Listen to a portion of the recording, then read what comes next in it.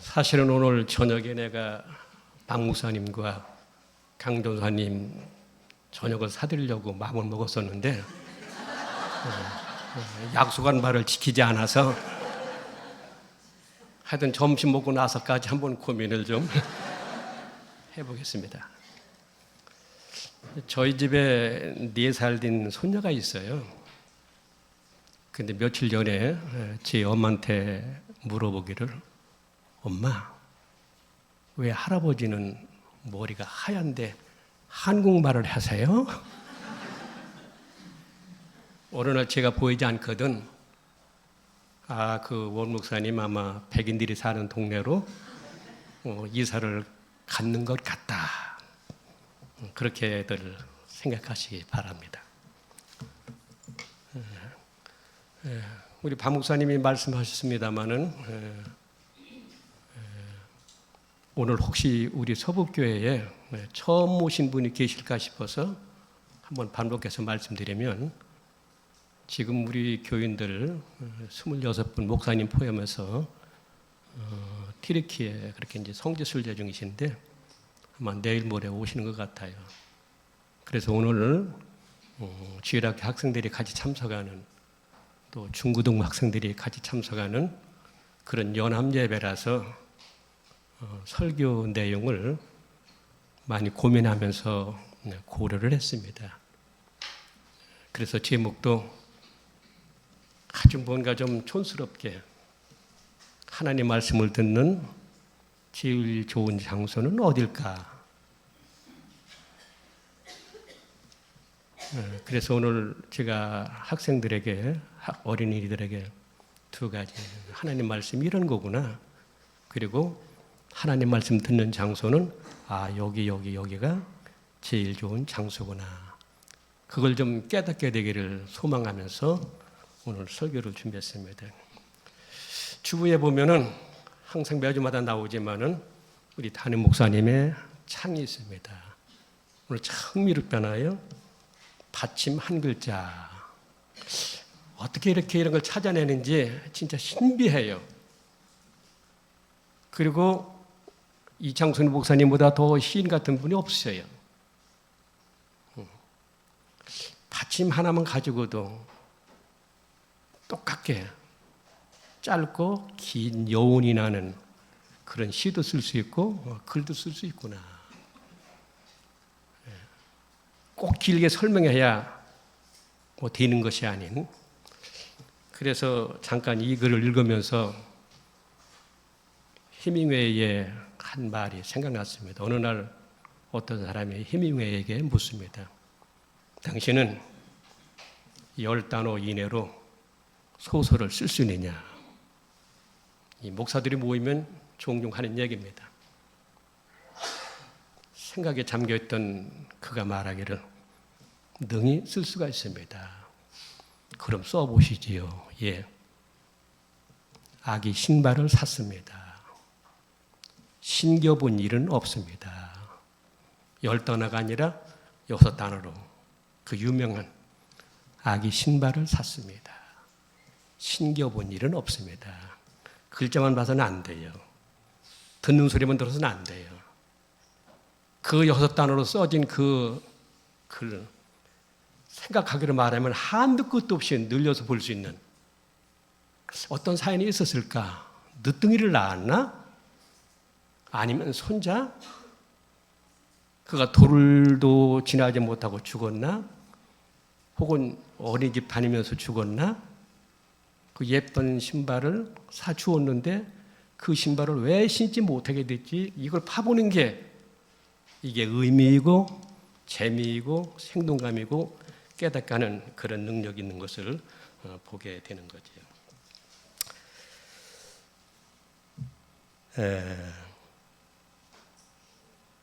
그래요. 이제 설교를 시작하자면, 우리 그리스도인들은 보이지 않는 하나님에 앞서 보이는 하나님이신 말씀에, 성경에 진실해야 됩니다. 저는 그렇게 생각을 해요. 하나님은 보이지 않는 영이시지만 성경은 보이는 하나님이십니다.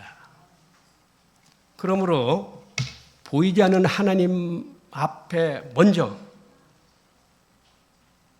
보이는 하나님 앞에, 그 말씀 앞에 진실해야 될 그런 필요를 느끼게 되는 거죠. 그래서 오늘은 말씀과 관련해서 서너 가지 말씀을 나누려고 합니다. 첫째로 신구약 성경은 기독교의 중요한 경전입니다. 신구약 성경은 기독교의 아주 중요한 경전입니다. 아주 방대한 책입니다. 아시는 것처럼 신구약 모든 성경 권수가 66권이고 장수가 1189장이고 절수로는 31,273절입니다. 방대한 책입니다. 이 신구약 성경을 오늘 우리가 갖게 된 것은 한 1500년 그 정도밖에 되지 않습니다. 그런데 워낙 방대하다 보니까 성경에 대한 해석에 있어서 지금도 여전히 서로 다른 이런 이견들이 많습니다. 하기야 최근에 어떤 유대인 랍비 한 사람이 말하기를 자기들은 성경 한 구절만 가지고도 실시가시로 해석을 한다. 그럼 뭐가 정답이에요? 그럼 뭐가 정답입니까? 제가 생각하건대 정답은 몇 개 없어요. 진리는 몇 개 안 들었어요. 그러면 실시까지 이상을 해석할 수 있고 말할 수 있다면 뭐가 정답이에요? 혼돈스럽잖아요. 어렵잖아요. 지금도 여전히 그래서 신구약 성경에 대한 방대하기 때문에 해석상에 있어서 많은 이론들을 가지고 서로 다툽니다. 예컨대 어떤 쪽에서는 마태복음 28장 19절 20절을 근거로 해서 기독교는 개인 영혼 구원이 우선이다. 그런데 다른 한쪽에서는 누가복음 4장 18절 말씀을 근거로 해서 아니 그보다 사회 정의가 먼저이다, 제일이다. 항상 다퉈요. 통일을 이루지 못합니다. 정답을 가져오지 못합니다. 그러나 우리는 그것을 감당할 수 있어야 됩니다. 끝까지, 세상 끝까지 성경에 대한 그런 어떤 이론들은 계속될 그런 가능성이 있으니까요. 인간 눈에 있어서도 마찬가지입니다. 한쪽에서는 창세기 2장 7절 말씀을 근거로 해서 인간은 몸과 영으로만 구성되어 있다. 이분법입니다. 다른 한쪽에서는 데살로니가전서 5장 23절 말씀을 근거로 해서 인간은 영과 혼과 몸으로 구성되어 있다. 지금도 계속 싸워요. 어떤 게 맞느냐? 어떤 게 맞느냐?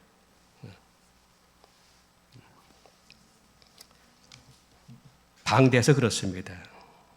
우린 평생 그 성경을 다 이해할 수는 없습니다. 그런데 예수님이 오시기 전에는 구약 성경밖에 없었습니다.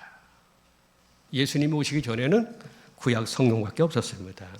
그런데 구약 성경을 놓고도 당시에 쌍벽을 이루는 두 학파가 있었습니다. 두 학파. 한 학파는 힐렐 학파입니다.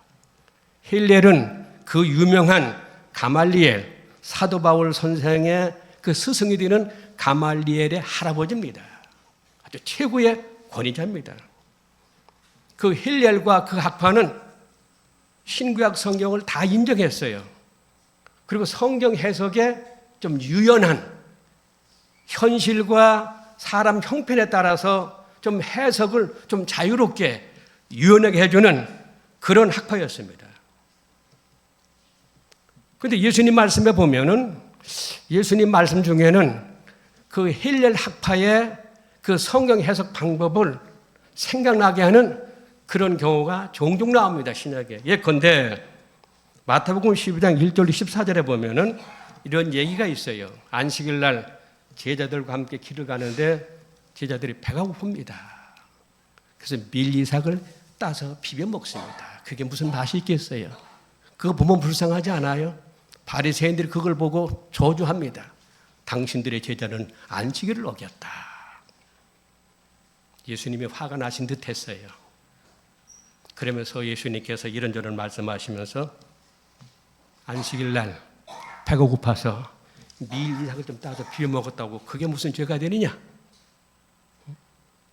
안식일 날 지금 중병에 걸려서 오늘 죽을지 내일 죽을지 모르는 환자가 있는데 오늘 안식일이니까 치료하는 것을 중단해야 되느냐? 지금 구덩이에 웅덩이에 양이 빠져 있는데 오늘 안식일이니 그 양을 꺼내지 말라 그렇게 할 수 있느냐? 이 세상에 사람보다 귀한 존재가 어디에 있느냐? 나 예수, 나는 안식일의 주인이라. 그러니까 이런 해석을 보면은 예수님은 힐렐 학파에 그 어떤 그런 사상을 많이 따르는 그런 해석인 것을 보게 됩니다. 근데 여기 비해서 삼마이 학파는 아주 보수적입니다. 그들은 구약 성경 39권 가운데 모세오경, 창세기, 출애굽기, 레위기, 민수기, 신명기만 아주 중요하게 여겼어요. 나머지는 그냥 성경으로 잘 취급을 하지 않았습니다. 그들은 율법 해석에 있어서 아주 엄격했어요. 글자 그대로 해석했습니다. 사람의 형편과 현실을 고려하지 않습니다. 안식일을 범했으면 죽여라. 그대로 했습니다. 그대로 했습니다. 이 두 학파의 그 쌍벽은 사실 오늘날도 계속되고 있는 것을 보게 됩니다. 그래서 어떤 사람들은 두 학파를 비교합니다. 그들은 마치 시편 85편 10절에 나오는 말씀과 같다. 그 시편 85편 10절에 보면은 인애와 진리가 같이 만나고 의와 화평이 서로 입맞추었으며, 이게 아주 굉장한 말씀이에요. 이 이해를 잘해야 됩니다. 반대로의 일치, 다양성 속의 통일성, 내 주장 속에 저 사람의 주장도 받아들이고 너의 주장 속에 내 주장도 받아들이고, 그 신학에서는 반대로의 일치라는 그런 말을 쓰는데 이런 말입니다. 마치 힐렐 학파는 인애와 화평을 중요시하고 삼마이 학파는 진리와 의를 중요시한다. 인애와 화평을 중시하는 힐렐 학파가 말합니다. 죄인을 용서합시다. 그랬더니 삼마이 학파에서 죄의 약삭은 사망이요. 유두리가 없습니다. 힐렐 학파가 말합니다. 죄인의 괴로움을 덜어줍시다. 아니요. 죄를 범한 영혼은 반드시 죽으리라. 서로 배척되는 것 같지만 어떤 통일성 있는 것을 보게 됩니다. 그래서 성경 해석에 있어서 저 사람 해석을 아주 중요시하고 나의 해석을 중요시하면서 서로 반대되는 건 반대되는 건데 그 중에 하나가 될 수 있는 게 뭐냐? 우리 교회의 큰 축복은 저 정민영 선교사님이 계셔서 성경학자시잖아요. 그래서 가끔가다 말씀 들을 때 보면은 저도 생전 보지 못한, 듣지 못한 어떤 신비스럽고 놀라운 그런 진리를 알게 돼요. 야, 참 귀한 분입니다. 커피 사주세요. 갈렙 선교사님, 안진우 선교사님은 세상을 보게 하는 창이에요. 우리 가보지 못한 사람들을 보게 하고 가보지 못한 사람들의 어떤 풍습을 듣게 하고, 그렇지요? 그러 설교를 하면은 이창순 목사님 참 진실하신 놀라운 분인데 저분들까지 같이 있어서 여러분들은 복 있는 사람입니다.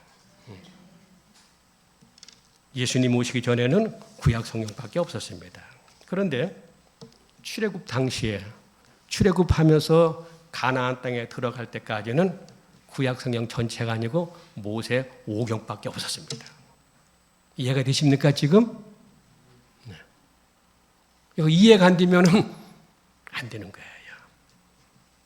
자, 모세오경은 모세가 광야 40년 동안 이스라엘 백성들을 출애굽시켜서 가나안 땅으로 향하여 가면서 기록한 성경입니다. 그래서 그 성경밖에 없었어요. 40년 동안 기록하면서 40년 동안 설교하고 가르칩니다. 그런데 그 모세오경 중에 하나님이 친히 쓰신 성경 구절이 있어요. 모세가 쓴 것이 아니고 하나님이 친히 쓰신. 여러분 기억하십니까? 아실 수 있겠어요? 뭔지.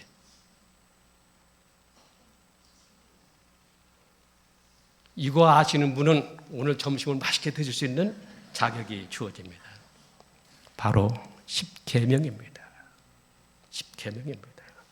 신명기 9장 10절에 보면은 이렇게 기록이 되어 있습니다. 여호와께서 두 돌판을 내게 주셨나니 그 돌판의 글은 하나님이 손으로 기록하신 것이요 너희의 총의 날에 여호와께서 산상불 가운데서 너희에게 이르신 모든 말씀이니라.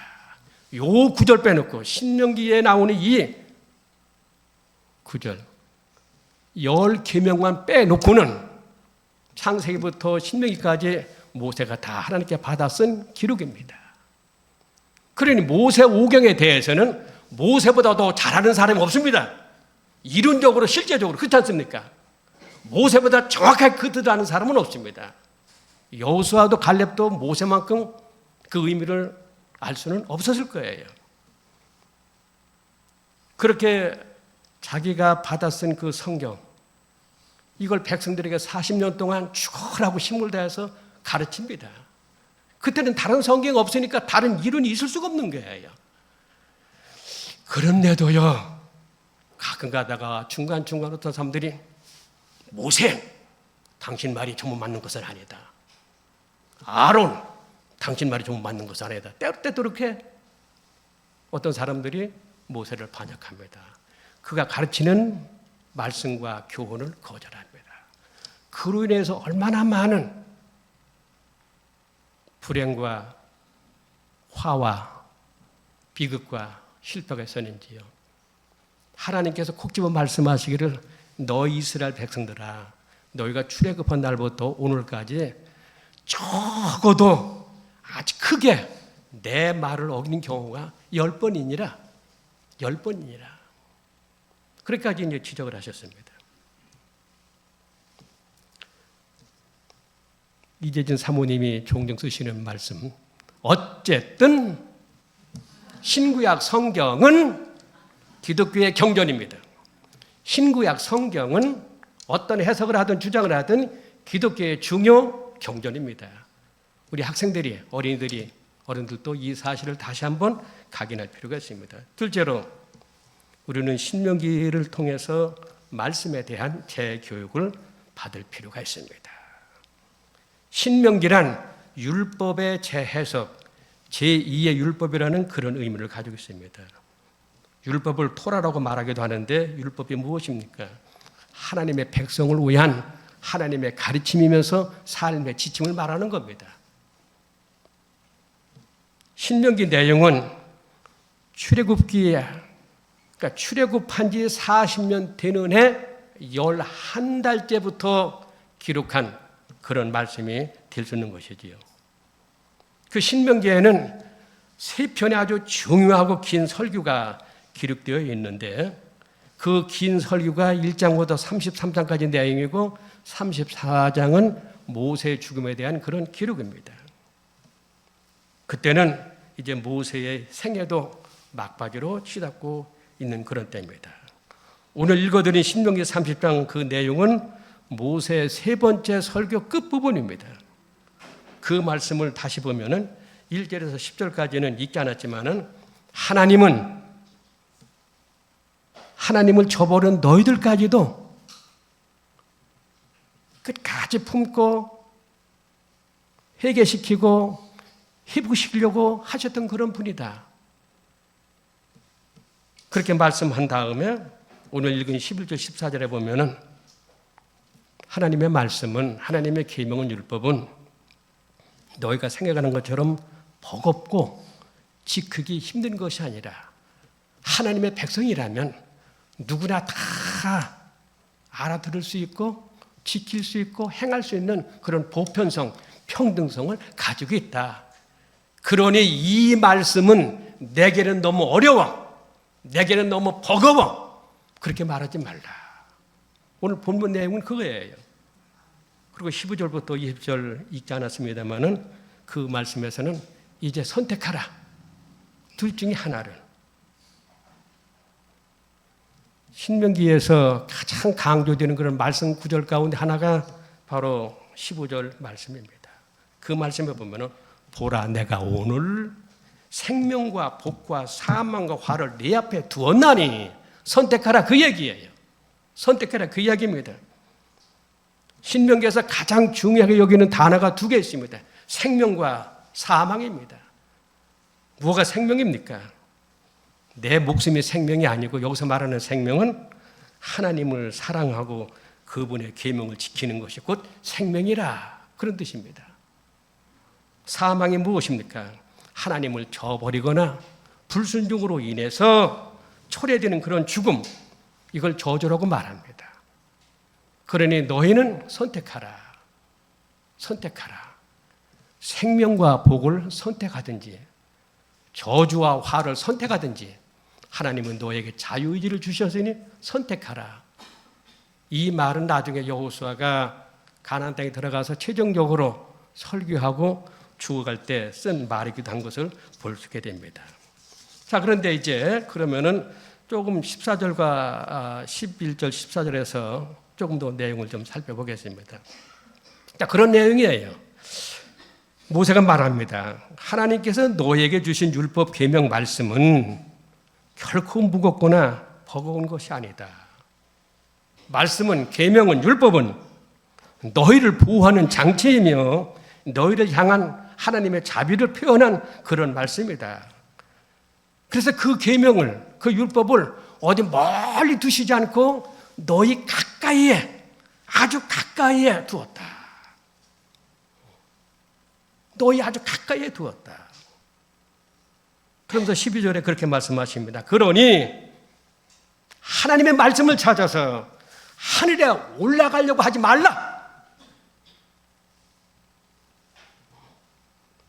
하늘에서 불의 사자가 떨어지기를 내려오기를 기다리지 말라. 13절에 보면은 바다를 건너 어느 곳을 찾아다니지 말라. 또 누구한테 저 바다 건너편 어디에서 놀라운 신비한 그런 하나님의 말씀을 좀 찾아와 봐라. 아니 수입할 수 있으면 수입이라도 해와라. 그렇게 하지 말라. 그렇게 하지 말라. 14절에서 하나님이 주신 계명 말씀은 네 가까이에, 거기 심이라는 단어가 나오죠. 아주 심이 가까운 곳에 두었다. 누구나 행할 수 있는 그런 계명이요 말씀이다. 보편적이고 평등성을 가지고 있다. 아주 가까이에 그 말씀을 두었다. 네가 바로 먹을 수 있도록, 네가 바로 만져볼 수 있도록, 네가 바로 행할 수 있도록 그렇게 가까이에 두었다. 그렇다면은 그 가까이가 어디입니까? 그 가까이가 어디입니까? 그래서 셋째로 드리는 말씀은 하나님의 말씀을 듣기에 가장 좋은 장소 어딜까? 어딜까요? 답부터 말씀드리면은 교회입니다. 교회입니다. 교회입니다. 물론 이 말은 다소 설교자의 주관적인 생각일 수도 있습니다. 여러분 나름대로 말씀을 접하기에 가장 좋은 장소가 있을 수가 있습니다. 그러나 저는 공통적으로 지금 여러분에게 드리는 말씀입니다. 자, 신구약 성경은 하나님의 말씀을 기록한 영원한 진리의 책입니다. 그런데 하나 꼭 아셔야 될 것은 뭐냐면은 예수님은 육신으로 나타나신 말씀의 결정판이십니다. 칼바르트가 말하기를 하나님이 문자로 나타내신 것이 성경이요? 육신으로 나타내신 것이 그리스도요? 언어로 나타내시는 것이 설교다 그랬습니다. 예수님은 육신으로 나타나신 하나님 말씀의 결정판이십니다. 요한복음 1장 1절에 보면은 태초에 말씀이 계시니라. 이 말씀이 하나님과 함께 계셨으니 이 말씀은 곧 하나님이시니라. 이건 우리 채원이가 노래로 잘해요. 태초에 말씀이 계시니라.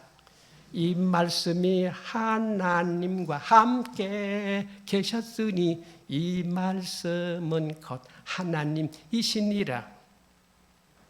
말을 바꾸면 이런 뜻이에요. 태초에 예수님이 계시니라.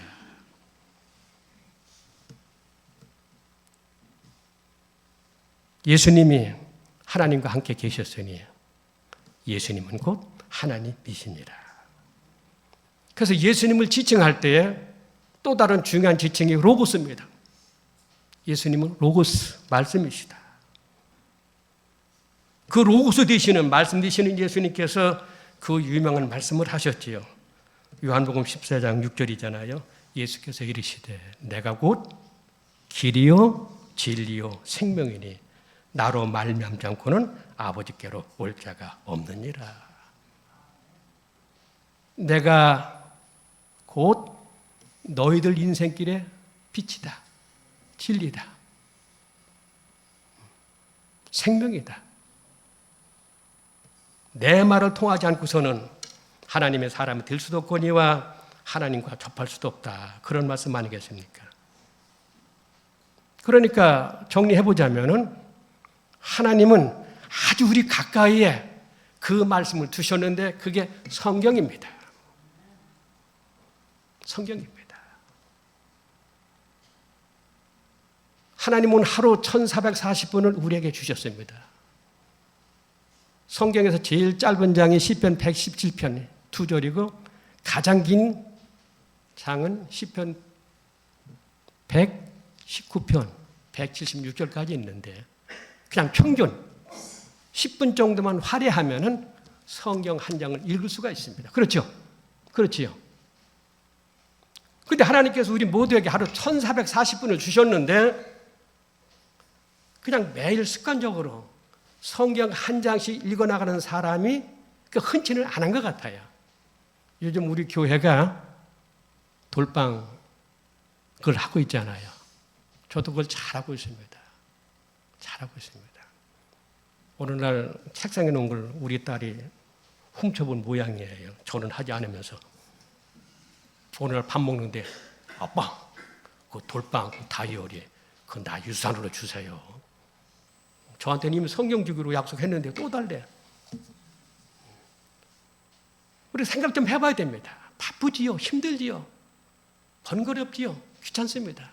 그러나 1440분 중에 10분이면 성경을 한 장 읽는데 1년이면 365장을 읽을 수 있잖아요. 근데 그걸 제대로 하지 못하고 있습니다. 바쁘고. 그러나 아셔야 됩니다. 하나님은 나에게 가장 가까운 내 심장과 가장 가까운 곳에 바로 말씀을 두셨다. 금방 접할 수 있는, 금방 먹을 수 있는.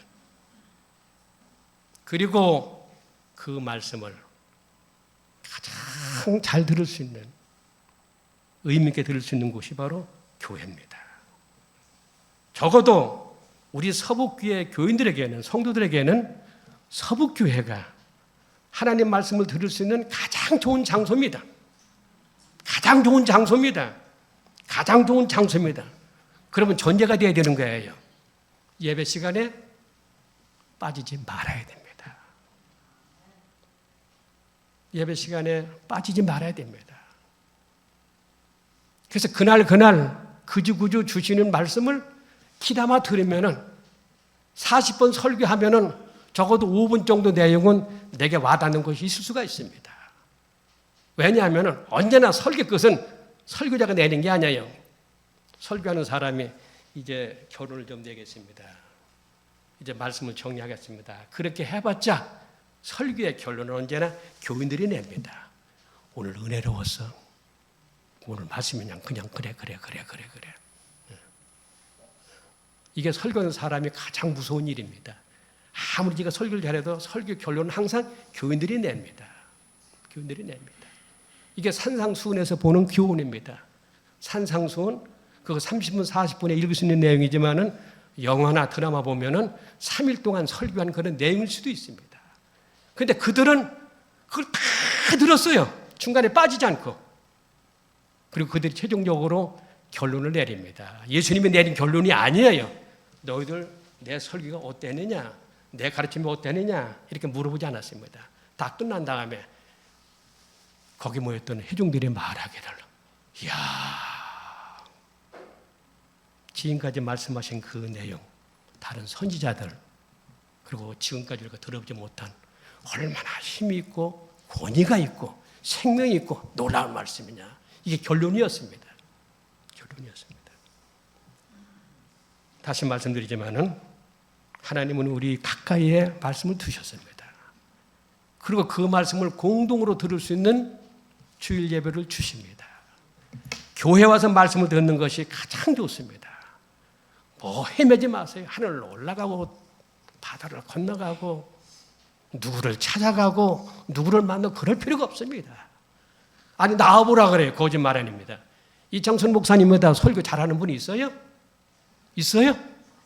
당연히 없다고 해야 되는데 당연합니다. 진짜 잘하시는 분이에요. 제가 듣는 길이 있어요. 그래도 제가 학자풍이거든요. 사람들이 제게 말했어요. 신학교 생활 중에도 저 원직은 법통이다. 법도 조금 알아요. 근데 성경도 조금은 압니다. 그래서 설교를 할 때에 이야 이 설교가 근데 이창순 목사님 설교는 정말 놀라워요.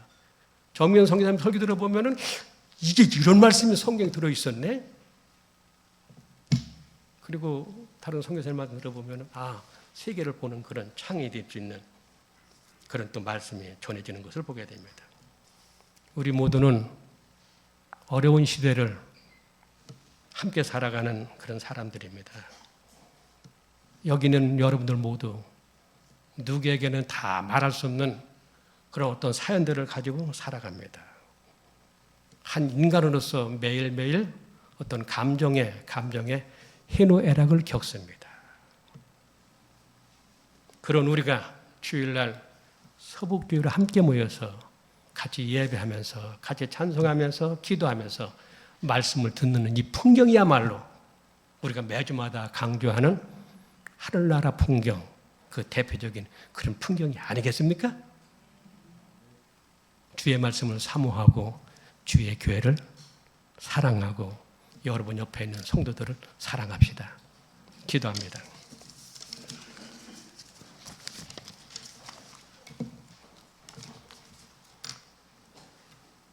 말씀이신 하나님께서 그 말씀을 우리 가까이에 두셨습니다. 그리고 그 말씀을 통해서 매일 만나자고 하나님은 바라고 소망하시고 요구하고 계십니다.